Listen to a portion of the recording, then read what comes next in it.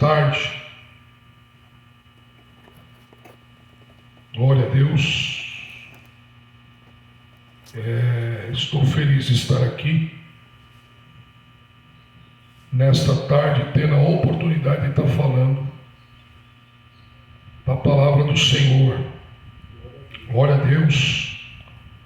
É a palavra que nos dá sustento. Não tem como nós termos relacionamento com Deus sem a sua palavra. Temos que estar na palavra de Deus, meditando nela de dia e de noite. Eu quero falar de um texto aqui com vocês que se encontra no livro de Hebreus,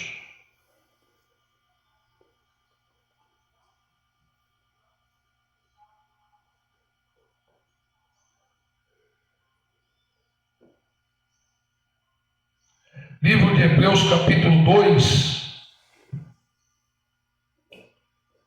Livro de Hebreus, capítulo 2. Eu vou ler o versículo 3. Livro de Hebreus, capítulo 2, versículo 3. O título do texto diz: o perigo da negligência. O perigo da negligência. Nós não sabemos quem escreveu o livro de Hebreus. Talvez tenha sido o apóstolo Paulo, talvez. Mas nós não sabemos quem escreveu esse livro. Não tem, né? Mas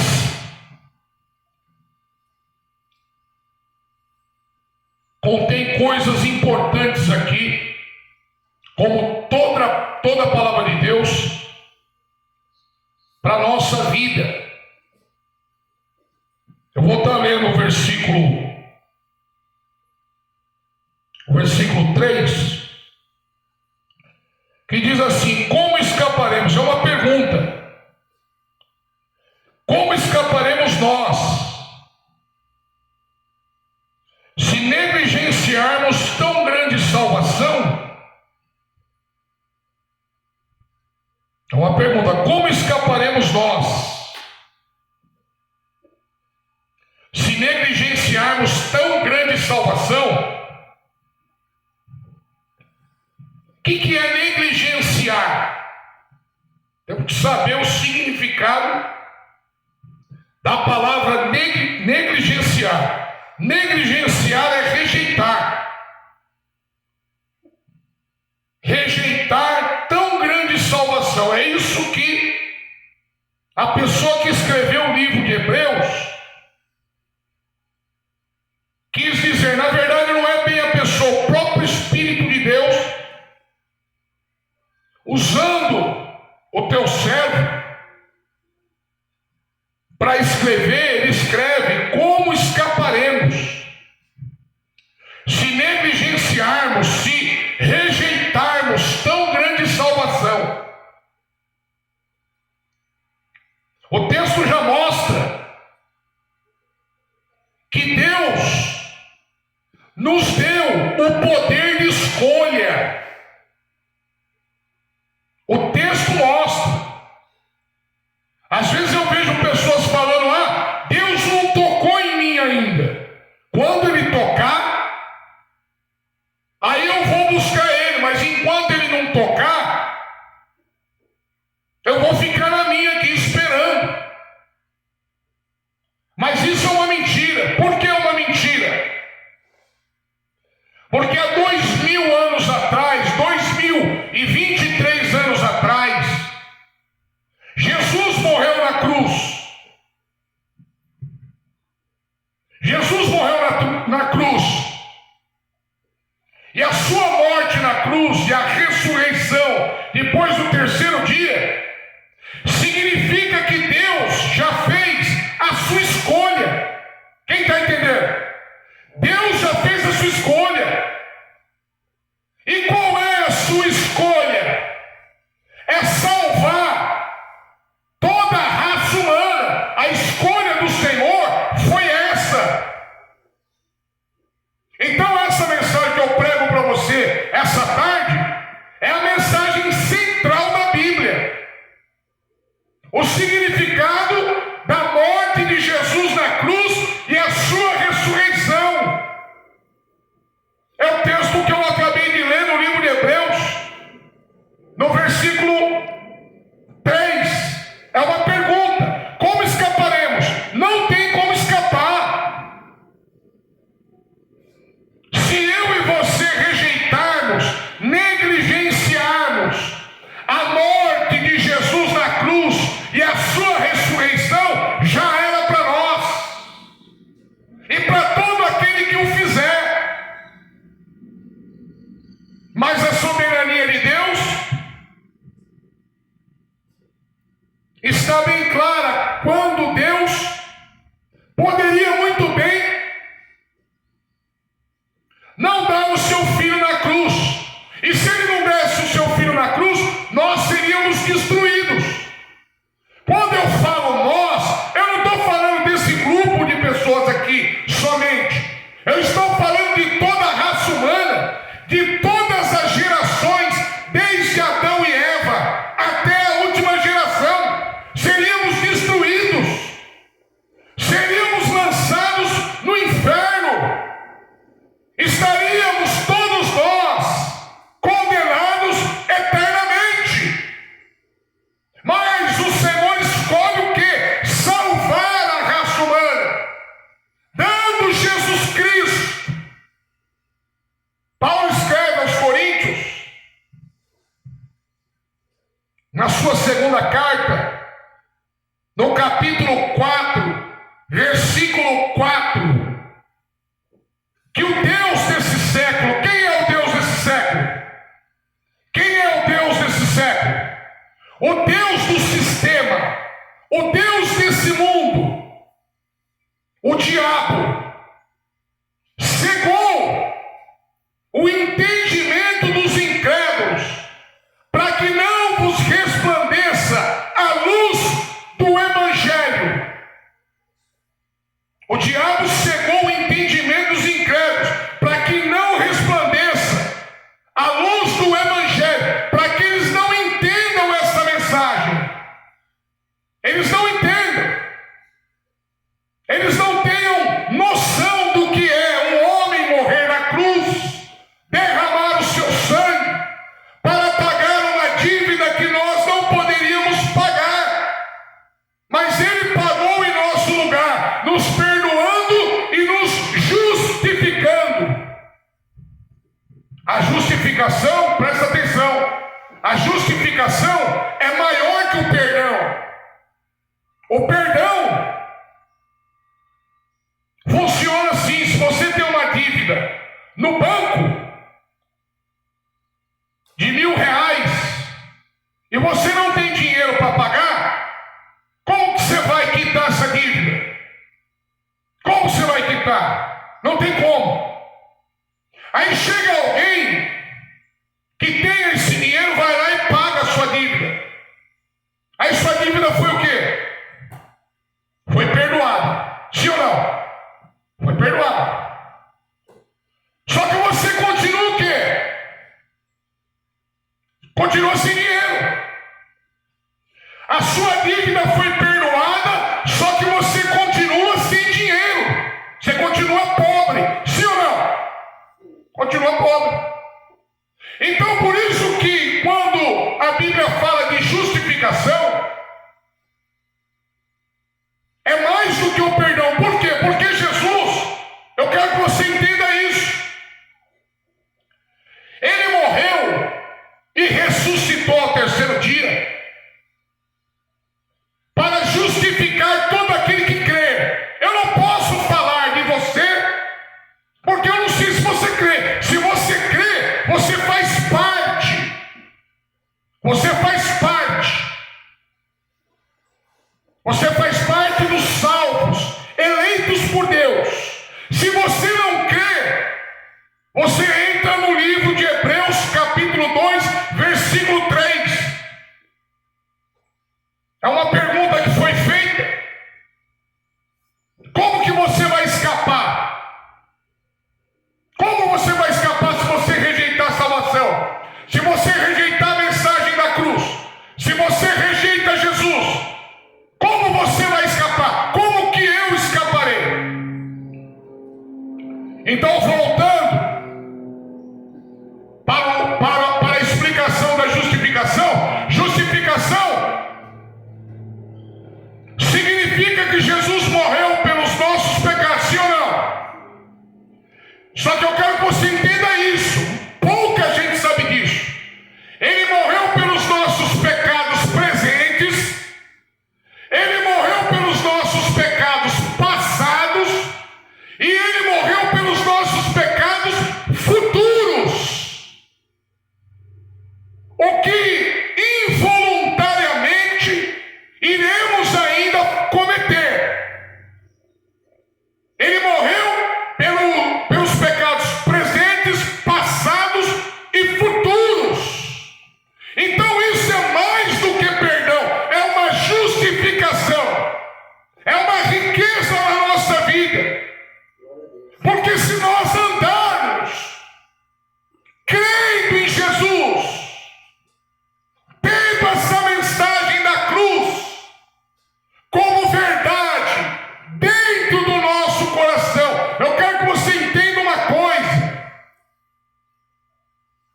não é praticando obras que você vai ser salvo, é crendo, recebendo Jesus em seu coração e tendo um relacionamento, uma comunhão com Ele através desse livro aqui, através da palavra de Deus, através de oração, através de uma vida santa.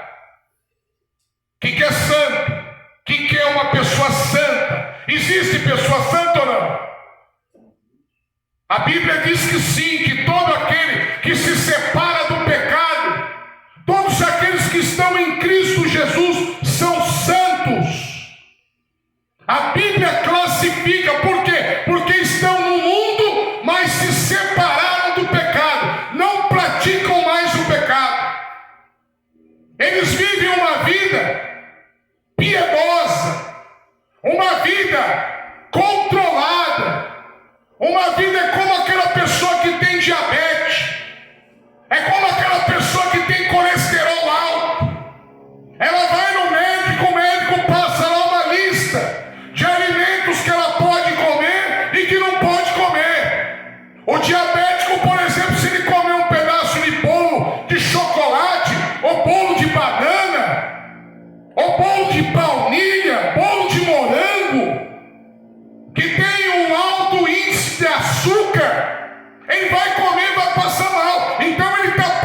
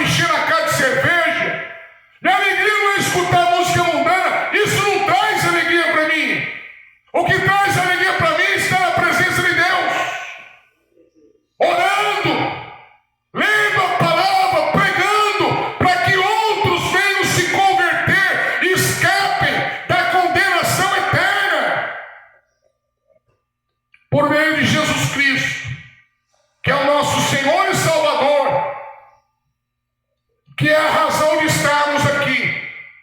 Uma reunião entre irmãos e irmãs, entre pessoas que se dispuseram a sair lá de cima e vir aqui para baixo.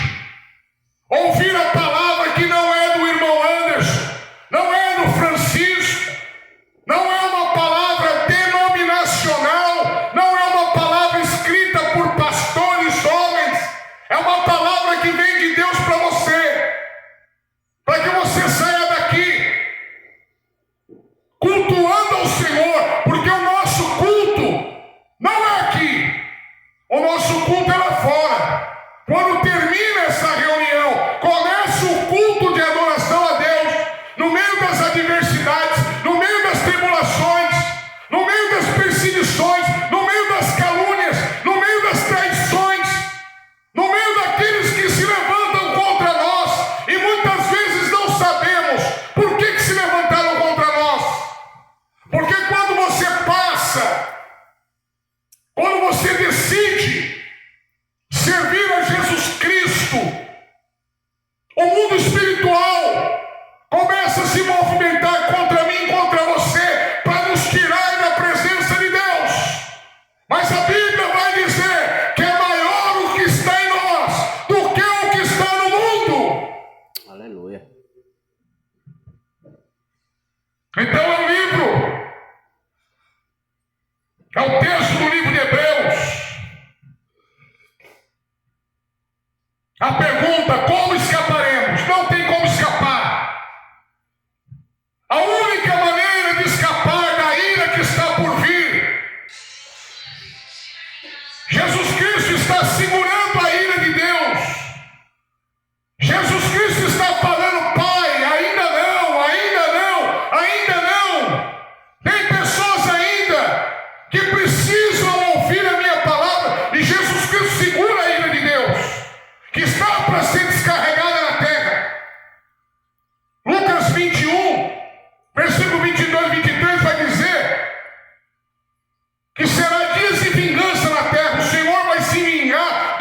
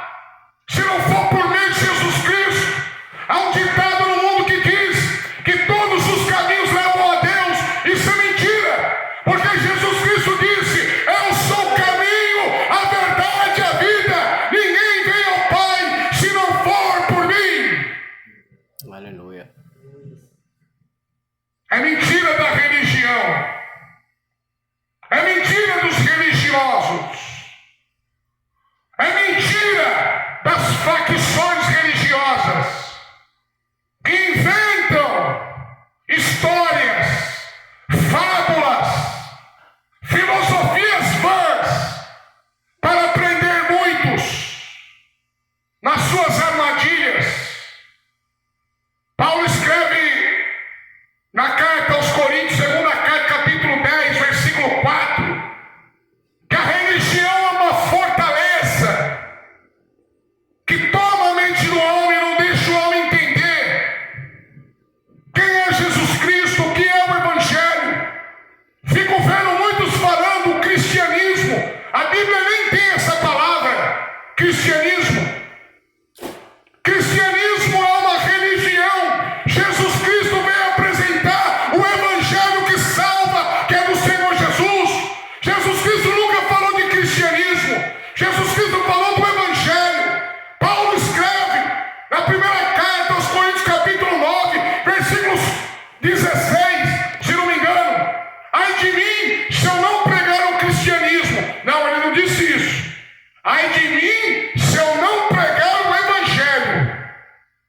Jesus vai falar no livro de Marcos, capítulo 16, versículo 15. Ele escreve lá, Marcos escrevendo: ide por todo mundo e pregai o cristianismo a toda criatura. Foi isso que ele disse?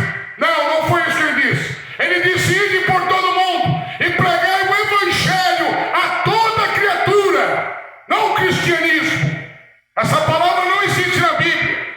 Essa palavra foi inventada por imperadores romanos que misturaram a fé do ímpio e do crente, do ímpio e do servo de Deus, que por sua vez negligenciou tão grande salvação por causa de dinheiro e poder. Constantino, imperador romano, ele fez isso usando de estratégia, porque quanto mais cristão morria, quanto mais servo de Deus morria, mais crescia a igreja do Senhor.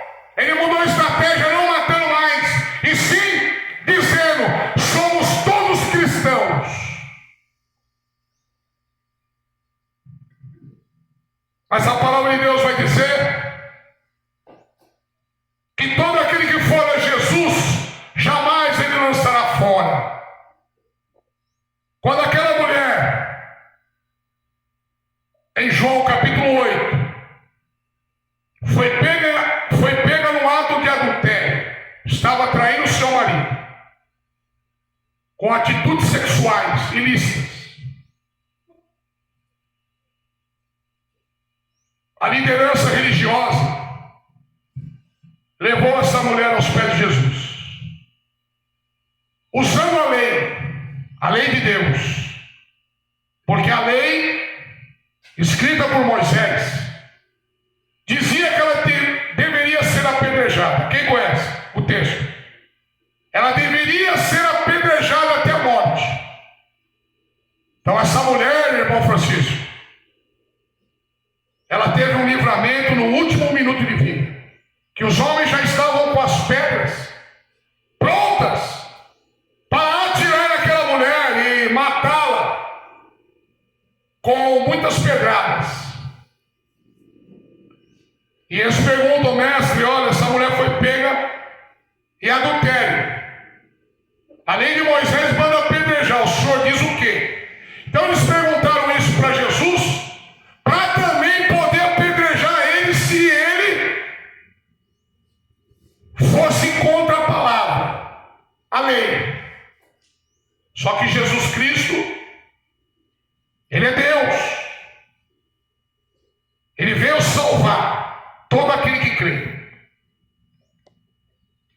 Ele disse: aquele que não tiver pecado, atire a primeira pedra. Ou seja, todos os que estavam com as pedras nas mãos, o texto diz que do menor ao maior, ou seja, do mais novo ao mais velho, deixaram as suas pedras, porque eles não estavam em condição de julgar ninguém. Eles não tinham condição. Embora a lei dissesse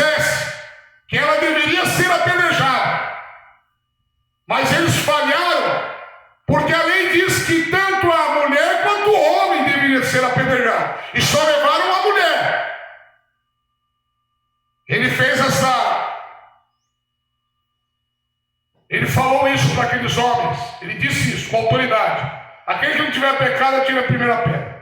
Todos deixaram as pedras no chão e foram embora. E ele pergunta para a mulher: mulher, onde estão os teus acusadores? O que ela responde para Jesus? Quem lembra? Quem lembra? O que ela responde para Jesus?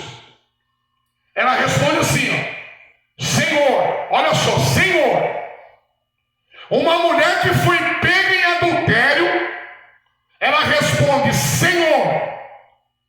Então ela já está saindo da condição de pecadora e com a fé que está no seu coração, com o arrependimento, o coração dela foi regenerado ali.